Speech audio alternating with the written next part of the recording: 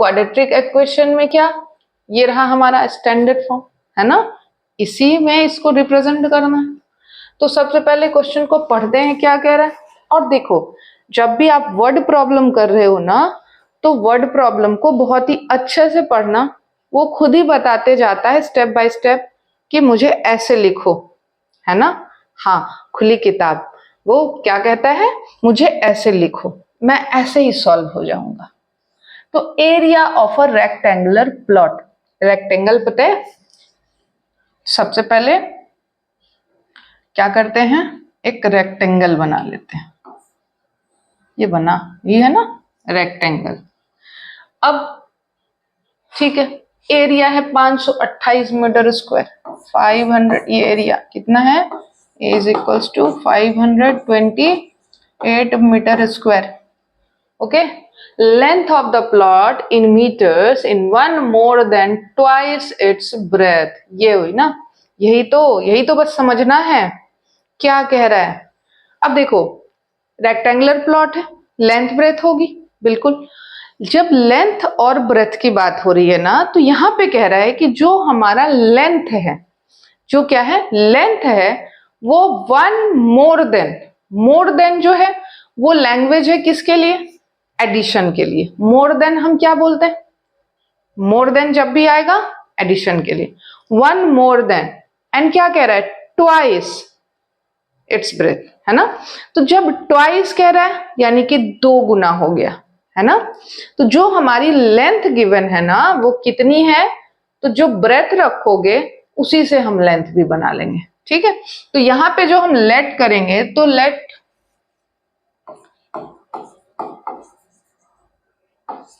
Late the breadth is equals to x।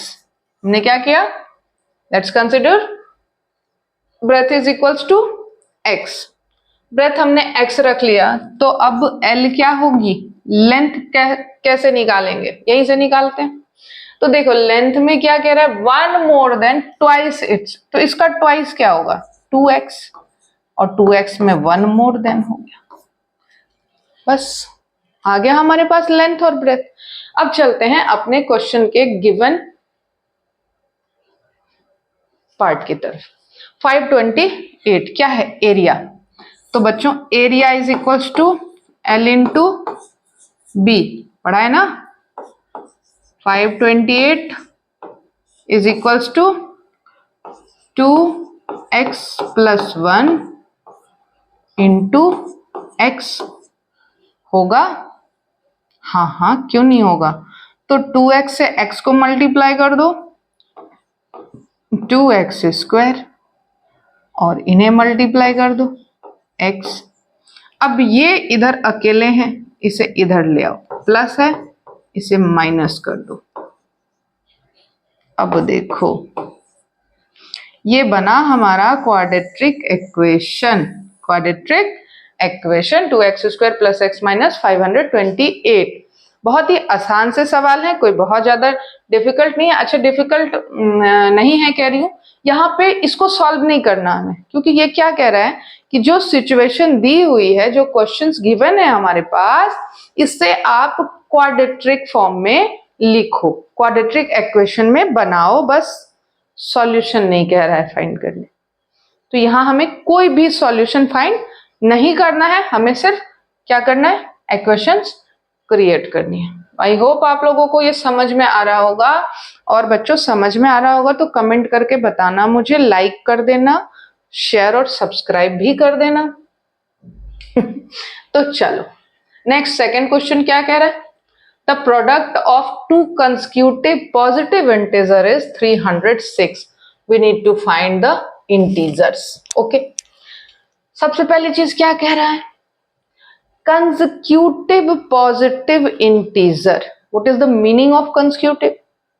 तो देखो, consecutive बड़े आसान शब्दों में समझ लेते हैं, जो लगातार लिखे जाने वाले नंबर होते हैं ना, एक के बाद एक। अब एक के बाद एक क्या, 2 3 4, 1 से काउंट करते हैं, 2 से नहीं, 1 2 3 4 5 6, ठीक है।